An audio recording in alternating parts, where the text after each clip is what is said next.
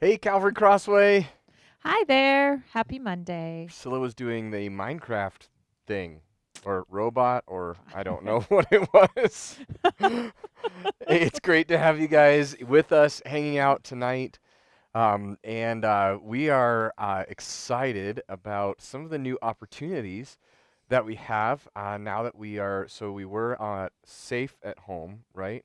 And now we have kind of moved to safer at home. If you're in Douglas County Yeah, that is or actually. some of the other counties, but Yeah, it is important. I know that people tune in on these from a bunch of different places, and we're going to specifically talk about Douglas County, which is where our church is located, and kind of look at um, how Calvary Crossway kind of moves its way into the future with this. Hey, Ryan, how are hi, you? Good to see Ryan. you.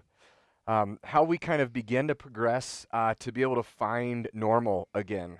Though I do think there's a piece of me that wonders, has normal been redefined through all this? And I Yeah, guess, like will we actually ever be exactly as it was, say, February 28th? yeah, I don't know. we don't really know. And Yeah. part of as we begin to kind of talk to you about some steps or progressions or phases, you can call them what you would like.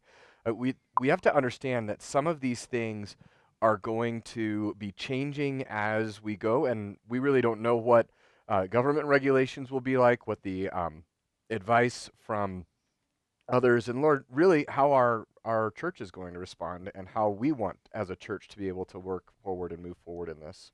Yeah. So, I guess today we want to look at and answer two questions. The first of those questions is this: how will we decide to move forward? Like when to move forward? How are we going to make those decisions? And I think we've talked about this already. We'll use good decision making, which is what we talked about last Monday. So the first thing But is prayer. Is obviously this as the leaders of the church make these decisions, they're going to be praying about it. It won't be haphazard. yeah, so, and we're also going to be obeying what the government has Mm-hmm. for us. We really don't have flex in that. The Mm-hmm. Bible tells us in Romans 13 and in Titus as well that we obey government authorities, and that, in fact, that God is sovereign and has placed them in control for the purpose of being able to protect us. So our church is not going to be walking on the edge trying to decide, hey, should we disobey this government regulation? When it comes to a regulation, our church is going to Mm-hmm. be obeying that. Yeah, and then there's just going to be a balanced faith. I feel like in this whole situation, balance is important. I think Hmm. we've seen people on all ends of the spectrum, the people that are just controlled and gripped by fear, are paralyzed, not making any decisions. And then the other side of it, where people have just kind of foolishly thrown off all regard for caution and are just blatantly living however they want. And I Yeah, don't think as Christians that's how we're supposed to live ever.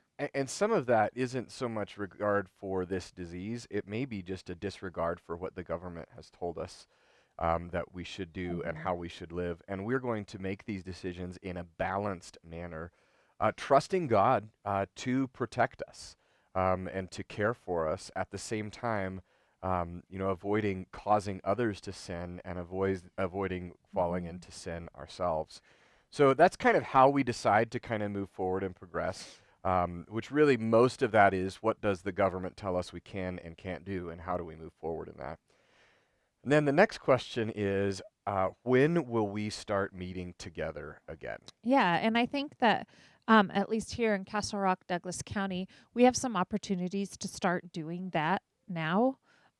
We have we actually just saw somebody from church today, and they were getting together with another group from church, and they were doing it though all within the regulations of Hmm. less than 10. And but in all of this, I feel like if you're just never comfortable with it too, that there's just that you don't need to be forced to do things that you're just not comfortable with right now. Yeah, and as this continues and progresses, really, for a very long time, we are going to continue to offer online options Mm-hmm. for everything that we do together. Our community group will have a Zoom option. In fact, we were doing that Zoom option for our community group before all of this started. We were ahead of the time. Yeah, yeah. God, I think, may have used that to help us prepare. And then, so through all of this, we'll continue to have online options for what we are doing. And it's important to remember that as we begin to start small groups, again, they will be small. So even our community group is bigger than a group of 10 10. people. And so we're going to be looking at some small groups to be meeting together, and in those groups, doing some mitigation, making sure that as we do this, we're practicing good social distancing, making sure that handshakes and hugs for a time are probably, according to what we've been hearing, not something that are super wise, as much as that is so much a part of our culture. Also, if you are elderly, or immunocompromised, it's still wise for you to make sure that even when we do meet in Mhm. small groups, you choose one of those online options. So as we begin to progress forward, the first step or first phase, and I'm using a bunch of words for that because this isn't like step one and then when are we moving to step two? And they're different than the governor's phase 1, phase Yeah, 2. we are also in that going to be just kind of progressing our way through these and kind of growing those small groups as we get to step number two. So just to kind of review, so step number 1 is kind of groups of 10, and I think we're going to try and get maybe some creative ideas together as how to help the church in groups of 10 do what people are comfortable with. Yeah. And then, so step number two is small groups and having some sort of a physical Sunday gathering together, plus some very clear mitigation pieces. And I think now is probably a good time to look at what of some of that mitigation is, and this will kind of progress as we go through and work our way to normal. I'm about to sneeze. I'm really sorry. There's going to be some mitigation after. Yes. Um, So one of those things would be spaced out chairs so that we're just not quite sitting on top of each other. Hand sanitizer, just kind of those types of things. Social distancing in our Yeah. services, masks if we have to. I know that that's not anybody's favorite, but if they're requiring that in gatherings, um, Or even if we could expand our gathering from 10 people to 25 people, if everyone was wearing a mask, that would be something that we would be willing, yeah. and it'd be worth it to do. Um, I think as well, kind of really changing the way that we interact with one another, again, without handshaking and without the hugs in that. There'd be lots of cleaning, and if there's food preparation, another mitigation tactic would be or technique would just be making sure the food is prepared in a way that is very sanitary and not exposing people to unnecessary risk. Yeah, anytime we talk about food preparation, I feel like I need to say we were doing that before. But maybe like not But wearing yeah, masks, like or having little servings already put out so that everyone's not taking it out. dipping in the But same thing. all of our food stuff was sanitary before, if you were wondering. Yeah, some of these things I'm like, did we really need COVID to tell us to wash our hands? Like, Yes. hopefully we were doing that before. Yeah, yeah. I think as well, clear communication throughout our time together, just helping one another remember this. And especially if people are, doing their first foray into a larger social gathering after they've been this, we want to be really cognizant of that. And so we're going to have continual reminders from the pulpit to wash your hands, to make sure that you're maintaining distances and kind of working through that way. And then another thing that Josh and the leaders are talking about is as we move into this, depending on what they tell us for small groups sizes, is the option of potentially having several meeting times so that people can flow through and still get that church feel, but in a smaller setting. Yeah, and as you can imagine, there's a lot of technical considerations as we kind of look at Mm-hmm. that. But one of that would be to be able to look at doing multiple gatherings together, so that we can begin together in And that. in those, we would probably not have any childcare because children right now don't really understand it. They're still you're touching the porter potty and then picking their nose. They're just not That's a real aware. story. There, that is. There's a real story behind that. One of my friends saw that happen. Um, Yeah, so I'll just kind of review just a minute for us to kind of look. Phase one, or that first step, is small groups plus mitigation, and we can actually begin working on, and we are beginning to work on that now. The second one is small groups plus Sunday gathering with mitigation.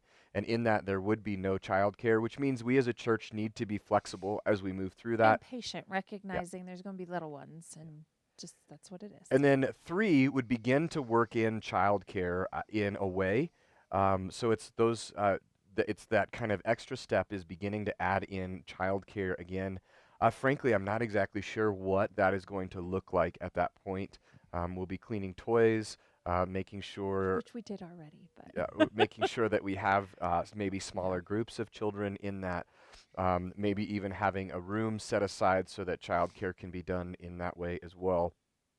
Um, so that's small group plus Sunday plus childcare plus some mitigation, hand sanitizer, and things like that.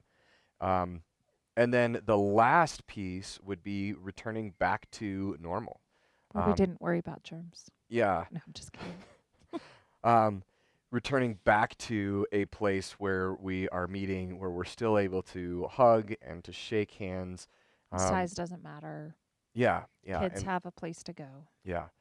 So, just a quick review so you can kind of look at those. Our first step is really beginning now, beginning to meet in groups of 10 and below, so that would be small groups. Our second step would be putting back in our community group, beginning Sunday gatherings and mitigation that would be necessary for that. And there would be no childcare in that step. Third step would be beginning to integrate in a modified childcare so that we can be able to care for those kids and parents can be able to pay more attention in that as well. And then the last step is kind of returning back to a normal, whatever that is Yeah. going to look like. Yep. So I just want to make sure that we are clear as to where we are going and what we are doing, recognizing there's a lot of room for things to be able to change in this. And so we are going to be flexible, and I just want to encourage you as a church. We will be meeting together again. We will see one another face to face again, and we will be able to enjoy that fellowship. And I'm longing for that day and excited for it, and beginning to get excited kind of about this planning. Seeing people again. Yep. Yep. All right. We love you guys. We are going to see you tomorrow evening. And tomorrow evening, we're going to be talking about something that's really close to our hearts, which is foster care. May is National National Foster Foster Care Care Month. Month. And we're going to be talking about a little bit about our foster care journey, spreading a little bit of the need for foster care, and then how people can reach out and be able to help in this time in that. So we love you all, and we will Miss you see guys. you tomorrow night. Bye. Ooh.